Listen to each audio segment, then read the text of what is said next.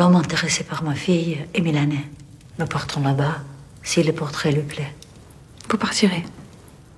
Il faut que vous sachiez une chose. Le DVD de cette semaine dans Champ TV, portrait de la jeune fille en feu. Nous sommes en 1770, en plein cœur du siècle des Lumières, aux portes de la Révolution. Marianne, une jeune peintre, vogue vers une île, effleurant les côtes pour réaliser une commande, comme l'époque en compte tant. Elle doit peindre le portrait d'Héloïse, une jeune fille tout juste sortie du couvent. Elle doit épouser un Milanais, remplaçant ainsi sa sœur suicidée. La comtesse, sa mère, et les traditions en décident ainsi. Héloïse, réticente à ce mariage, ne rend pas la tâche du peintre facile. Un premier artiste jette l'éponge. Comment peut-on peindre une œuvre fabriquée de morceaux volés, de regards dérobés, de gestes saisis, dans le corps des embruns sur la plage? Marianne, solide d'amitié avec Héloïse, et quelque chose se passe entre les deux jeunes filles. Un sentiment émerge, une parcelle de silence et d'émerveillement brise tous les tabous. Il n'est pas certain qu'il résiste au mensonge d'un tableau volé.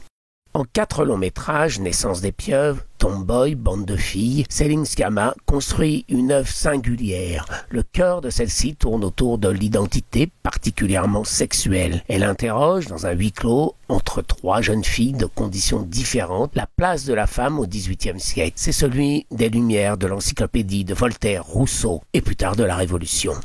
C'est encore celui des carcans et des conventions qui emprisonnent les jeunes femmes. C'est encore le mariage arrangé, jeune servante avec des cuisines pour seul horizon. Marianne semble la plus libre, mais elle ne peut aborder certaines compositions picturales réservées aux hommes. Elle réalise des commandes respectant à la lettre un académisme marquant de la pertinence et de vie. En 2 phrases, Céline Sciamma nous en dit plus qu'un long discours sur le sujet. Elle interroge sur la place du vivant dans la création. Comment saisir cette vie fugace et la retranscrire sur une toile, dans un film? L'art et la création deviennent une seconde thématique. Nous la retrouvons dans le cadre des tissus et des couleurs du portrait de la jeune fille en feu. L'identité en est le cœur du récit derrière les apparences. Qui suis-je? Semble nous demander ces 3 jeunes femmes. Comment nous voyez-vous? La liberté souffle déjà sur cet espace restreint.